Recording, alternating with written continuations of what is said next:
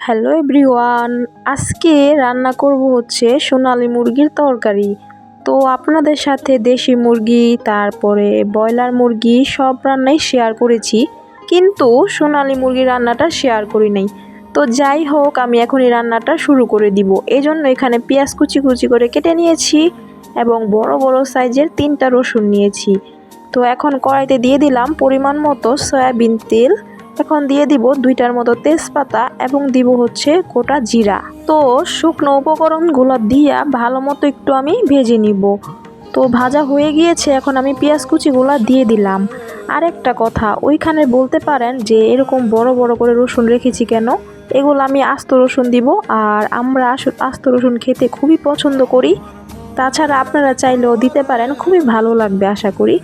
তো এখন দিয়ে দিলাম পরিমাণ মতো লবণ দিয়ে এখন পেঁয়াজটাকে ভালো মতো একটু ভেজে নিব। তো পেঁয়াজটা যখন মোটামুটি ভাজা হয়ে যাবে, এখন আমি দিয়ে দিলাম কাঁচামরিচ বাটা এবং দিব হচ্ছে পরিমাণ মতো রসুন বাটা।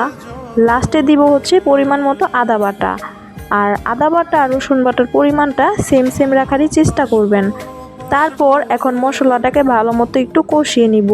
তো প্রথমে হচ্ছে পেঁয়াজের সাথে ভালো করে মিশিয়ে নিচ্ছি। মোটামুটি মিক্স হয়ে গেলে এখন আমি দিয়ে দিব জিরা বাটা। অনেকেই কিন্তু জিরার গুঁড়া দেন, কিন্তু একটা কথা বলে রাখি, মাংসের মধ্যে যদি জিরা বাটাটা দেন তাহলে কিন্তু অন্যরকম একটা টেস্টি হয়। তো এখানে আমি জিরা বাটা দিয়ে দিলাম 1 চা চামচের মতো এবং দিব হচ্ছে কিছু ধনিয়া গুঁড়া। তো 1 চা চামচের মতো আমি ধনিয়া গুঁড়াও দিয়েছি। দেওয়ার পর হালকা একটু জল দিয়ে দিলাম। জল দিয়ে মশলাটা মিক্স করে এখন দিয়ে দিলাম হলুদের গুঁড়া এবং পরিমাণ মতো মরিচের গুঁড়া। এখন দিব হচ্ছে একটা বড় সাইজের টমেটো। আর মরিচের গুঁড়া এবং টমেটো কুচিটা দিলে কিন্তু চিকেনের কালারটা খুব সুন্দর আসে, তাছাড়া গ্রেভিটা খেতেও অনেক বেশি ভালো লাগে। আর এখন যেই সিজন চলছে, এখন কিন্তু টমেটোগুলো খুব টসটসা এবং সুস্বাদু হয়। তো এখন আমি টমেটো দিয়ে দিলাম। যাই হোক, মশলাটা প্রপার কষানো হয়ে গিয়েছে, এখন আমি দিয়ে দিলাম ধুয়ে রাখা সেই মাংসগুলা। আর এটা ছিল সোনালী মুরগি। তবে আমি যেভাবে রান্না করছি, এভাবে যদি রান্না করে থাকেন তাহলে কিন্তু সোনালী মুরগিটাও খেতে লাগবে দেশি মুরগির মতো। তো কার কোন মুরগিটা বেশি ভালো লাগে খেতে একটু বলবেন তো। আমার কাছে তো বলতে গেলে দেশি মুরগিটাই খুব বেশি প্রিয়, তবে সোনালী মুরগিটা যদি এভাবে রান্না করি খেতে খুবই ভালো লাগে। তো যাই হোক, মশলাটা মোটামুটি কষানো হয়ে যাওয়ার পর মাংসটাও দিয়ে দিয়েছিলাম। মাংসটাও যখন মোটামুটি একটু মিশানো হয়ে গিয়েছে, এখন আমি দিয়ে দিলাম সেই রসুনগুলা। এটা ছিল বড় সাইজের রসুন, তো সিদ্ধ হতে কিন্তু বেশিক্ষণ লাগবে না। আর আজকে আমি টোটাল রান্নাটা করব কড়াইতে, যেহেতু সোনালী মুরগিটা এত বেশি শক্ত না, মোটামুটি আর কি। এখন হচ্ছে একটু সময় নিয়ে মাংসটাকে আমি ভালো মতো কষিয়ে নিব। তো এখন কিছুক্ষণ সময়ের জন্য আমি ঢেকে দিলাম, ঢেকে ভালো মতো কষিয়ে নিব। 5 থেকে 6 মিনিট পর ঢাকনাটা খুলে দেখব কি অবস্থায় আছে। 5 থেকে 6 মিনিট পর ঢাকনাটা খুলে দেখলাম মাংস থেকে একটু জল বের হয়েছে। আর এই জলটা ভালো মতো শুকিয়ে নিব এবং ভালো মতো কষিয়ে নিব। তো মোটামুটি কিন্তু কষানো হয়ে যাচ্ছে, আর একটু সময় কষালেই ভালো মতো কষানো হয়ে যাবে।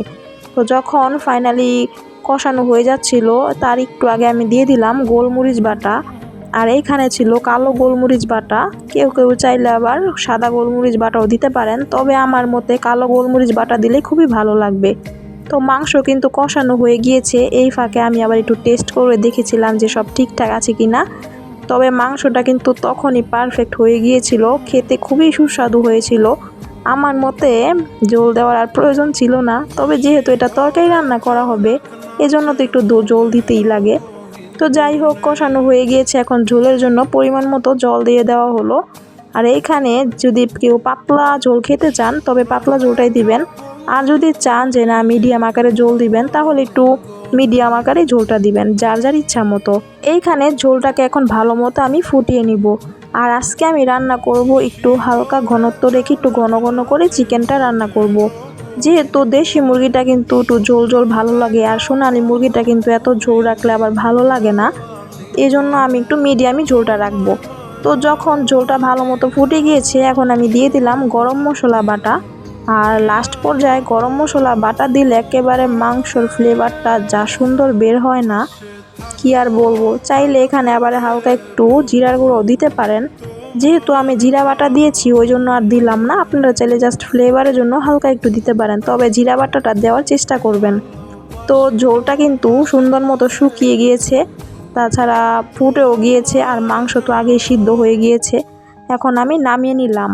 তো দেখেন কি সুন্দর আসছে কিন্তু কালারটা, সাথে খেতে অনেক বেশি ইয়াম্মি হয়েছিল। আমাদের কাছে তো মুরগির মাংস হলে আর কিছুই লাগে না, আর এভাবে রান্না করলে কেউ বুঝবেই না এটা যে সোনালী মুরগি। পুরোপুরি খেতে দেশি মুরগির মতোই স্বাদ লাগে। তো আজকের রেসিপিটা কিন্তু এই পর্যন্তই ছিল। আশা করি আপনাদের কাছে রেসিপিটা খুব ভালো লেগেছে। আর যদি রেসিপিটা আপনাদের কাছে ভালো লেগে থাকে অবশ্যই লাইক, কমেন্ট এবং শেয়ার করবেন। Thanks for watching this video. Tata.